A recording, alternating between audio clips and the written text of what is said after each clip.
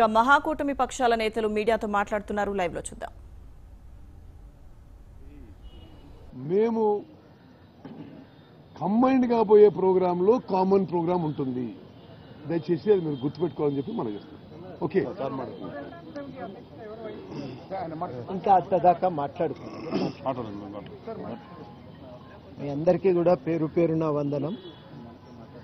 Common minimum programme దృష్టి, దాని యొక్క అది డైరెక్షన్ ఏ వైపు ఉంటుంది అంటే ఉద్యమ ఆకాంక్షల సాధన.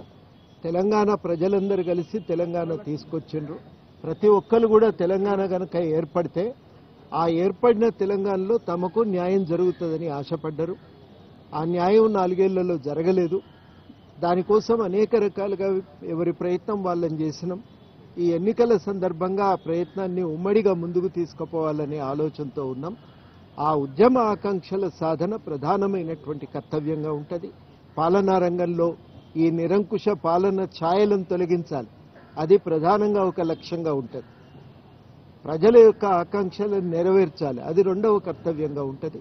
ఈ 2 కర్తవ్యాలను నెరవేర్చే విధంగా ఒక డ్రాఫ్ట్ ఒకటి తయారైంది. డ్రాఫ్ట్ను ఎవరికి వాళ్ళు కూడా కొంత నెమరువేసి వాళ్ళ అభిప్రాయాలను తెలియజేసిన తర్వాత మరి అక్టోబర్ 2 గాంధీ జయంతి ఉంది, ఓ సుదినం కాబట్టి ఆ రోజుకల్లా దీన్ని పూర్తి చేయాలనే ఒక ప్రయత్నంలో అయితే ఉన్నాం.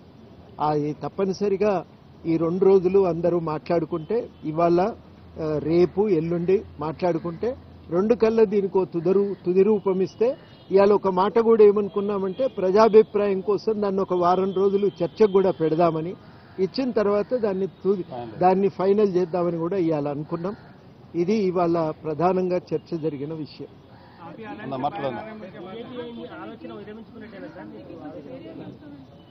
ఇప్పుడు ఉంటే ఏదన్నా విరమించుకున్నారంటే మాట్లాడతారు కాదు. సీట్లకు సంబంధించిన చర్చ ఇప్పటి వరకు కూడా కాలేదు. ఉత్తమ్ కుమార్ రెడ్డి గారు కూడా స్పష్టీకరణ ఇచ్చిండ్రు. మళ్ళీ దానిపైన చర్చ అనవసరమని నేను అనుకుంటాను. అది మీరు ఎక్కడ చూసిండ్రో చెప్తే నేను మాట్లాడతాను. అవన్నీ ఇంకా మాట్లాడలేదు. ఇవాళ ఈ మేనిఫెస్టో ఖరారైతే మహాకూటమి పేరు కూడా ఓటు పెట్టదలుచుకున్నాం. దీన్ని మహాకూటమి అని మీరు ఇచ్చిన పేరే కానీ మేము పేరు పెట్టుకోలే. తప్పనిసరిగా ఒక పేరు కూడా పెట్టుకుంటాం. పేరు పోయి మేము పేరు పెట్టుకోవాలన్నా వద్దా?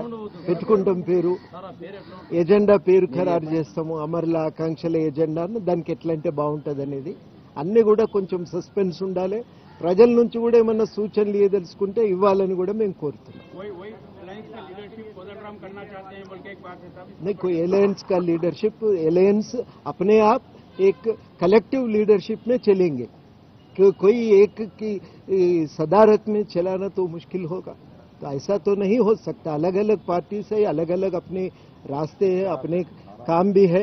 तो एक सब मिलकर साथ काम करेंगे. लेकिन इसमें कोई एक का सदारत ऐसा तो नहीं होगा. कभी एलायंस में नहीं हुआ, आगे नहीं होना भी मुश्किल है.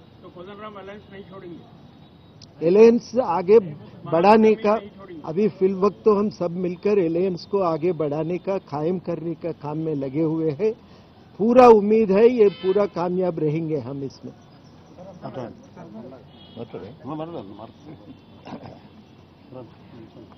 అందరికీ నమస్కారాలు. సరే,